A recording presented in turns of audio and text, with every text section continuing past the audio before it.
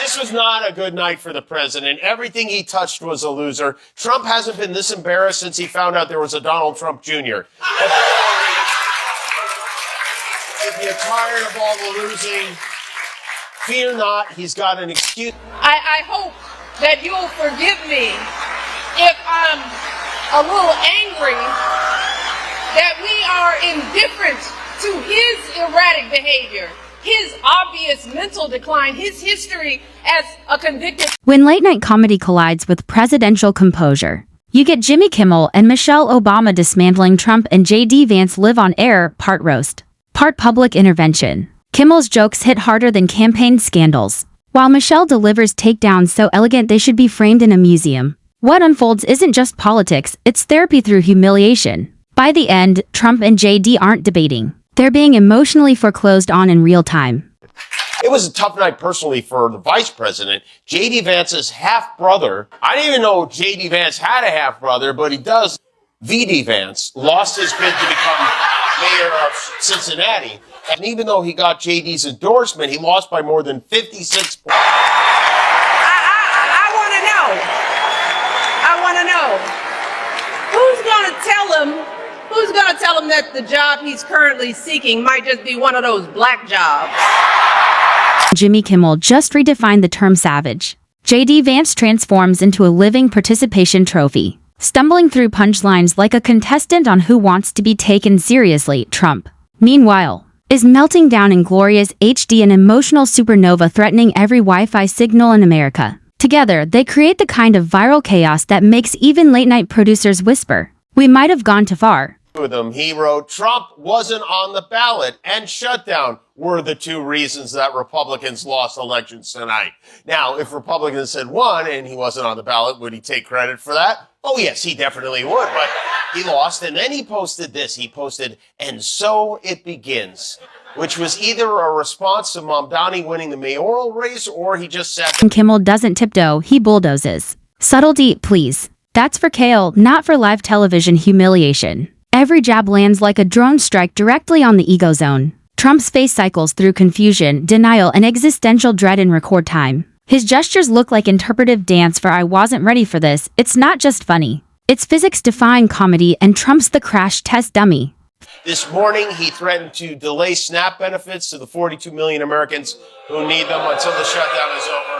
And then his press secretary had to go out there and walk that back because he legally can't do it. It really is amazing. The president says one thing, the White House says another entirely different. It's like the one hand doesn't know what the other tiny, bruised, makeup-covered, greasy, genitalia-grabbing, Sharpie-stained baby hand. And then Kimmel casually mentions legacy, and Trump instantly begins a spiritual freefall. J.D. Vance tries to join in but ends up as comedic collateral damage, flailing in a sea of punchlines he can't swim through. Every forced smile looks like a hostage situation. The laughter gets louder, the confidence smaller, and by minute 5, JD's only legacy is becoming the meme of the night. Our leader celebrates Americans losing their livelihoods because he can't take a joke. Now he's openly rooting for NBC to fire Jimmy Fallon and Seth Meyers and the hundreds of Americans who work for their shows who don't make millions of dollars. And I hope that if that happens, or if there's even any hint of that happening, you will be 10 times as loud as you. Enter Michelle Obama, calm, graceful, lethal. She doesn't raise her voice. She raises the bar. Her poise alone makes arrogance evaporate. She doesn't crush egos with volume, she disassembles them with vocabulary. It's the kind of verbal precision that makes everyone else on stage feel like they just showed up unprepared for a pop quiz and dignity. Donald Trump is the wrong president for our country. He has had more than enough time to prove that he can do the job, but he is clearly in over his head. He cannot meet this moment. He simply cannot be who we need him to be for us. It is what it is. Trump tries to clap back, but it's like watching a toddler argue with a TED Talk. J.D. Vance, meanwhile, looks like he's being slowly absorbed into a black hole of polite intellect. Each pause from Michelle feels like judgment incarnate. Kimmel, on the other hand, gleefully conducts the chaos, his jokes slicing through the tension like a surgical chainsaw. The result? A perfect storm of comedy and collapse that leaves no ego standing. Also, hey, you just think about how cruel a person has to be to cut off food to 42 million people. It's the kind of thing that makes you go, oh, no wonder his kids are like that. The guy who never missed a Happy Meal in his life is deciding who gets to eat in this country. So after a federal court ordered them to do it, the Trump administration agreed to pay half the benefits, which is not enough. So Michelle doesn't do theatrics, she does precision. Every sentence lands like a laser-guided fact bomb. J.D. Vance's rebuttals crumble faster than campaign slogans in a scandal. The silence between her words becomes its own form of punishment. Trump stares blankly, realizing history doesn't count tweets. J.D. tries to nod along, but it's giving confused intern energy. Kimmel doubles down, firing punchlines so sharp they should come with a disclaimer. A known slumlord, a predator found liable for sexual abuse, all of this while we pick apart Kamala's answers from interviews that he doesn't even have the courage to do, y'all. Please, do not hand our fates over to the likes of Trump, who knows nothing about us, who has shown deep contempt for us. Michelle watches it all like a scientist observing chaos, completely unbothered. Her interjections are so calm they feel supernatural. Each remark slices gently but decisively, elegance weaponized. Trump and J.D. aren't just being roasted. They're being philosophically evicted. Kimmel's chaos provides the explosions. Michelle delivers the aftershocks. Its wit meets wisdom, and the collision leaves nothing but silence and shattered egos behind. They see an entitlement that says only certain people belong here. That greed is good and winning is everything, because as long as you come out on top, it doesn't matter what happens to everyone else. And they see what happens when that lack of empathy is ginned up into outright disdain.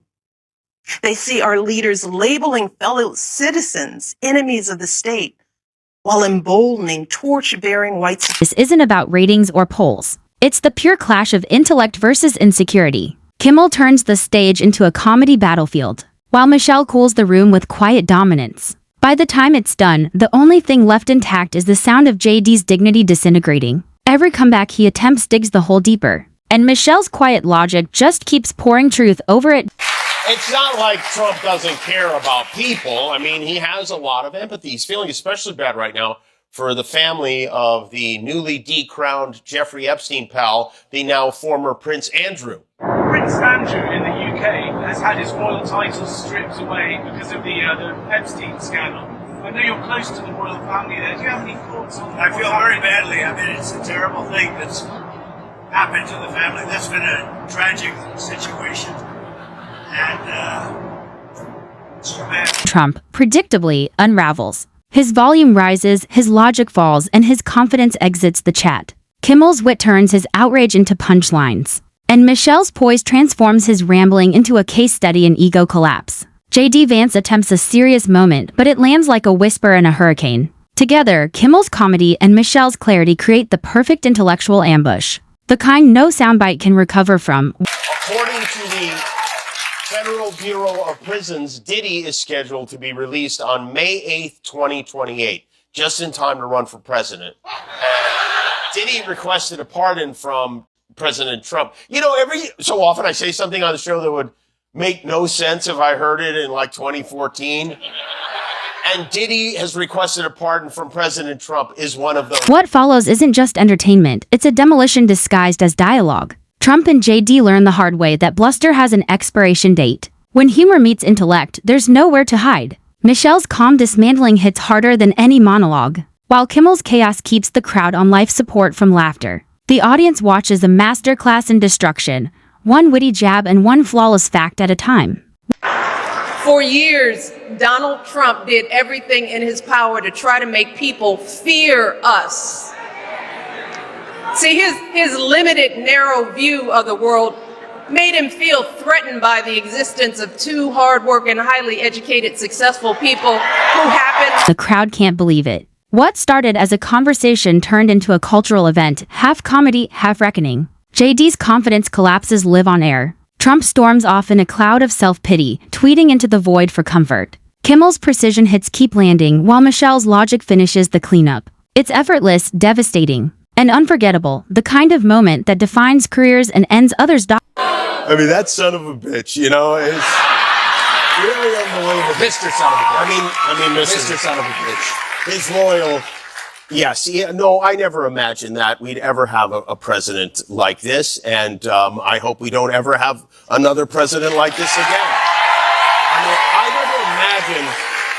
I never even imagined there would ever be a situation in which the president of our country was celebrating hundreds of Americans. By the end, she's pretending it's fine while looking like he just saw his career flash before his eyes. Michelle doesn't gloat, she simply exists above the wreckage, poised and untouchable. Each observation lands softly, but the damage is total. Trump's bravado dissolves, JD's fawade implodes. And the audience knows they've just witnessed history's most elegant annihilation. Kimmel brings the chaos. Michelle brings the calm, and together they prove that wit and wisdom always win.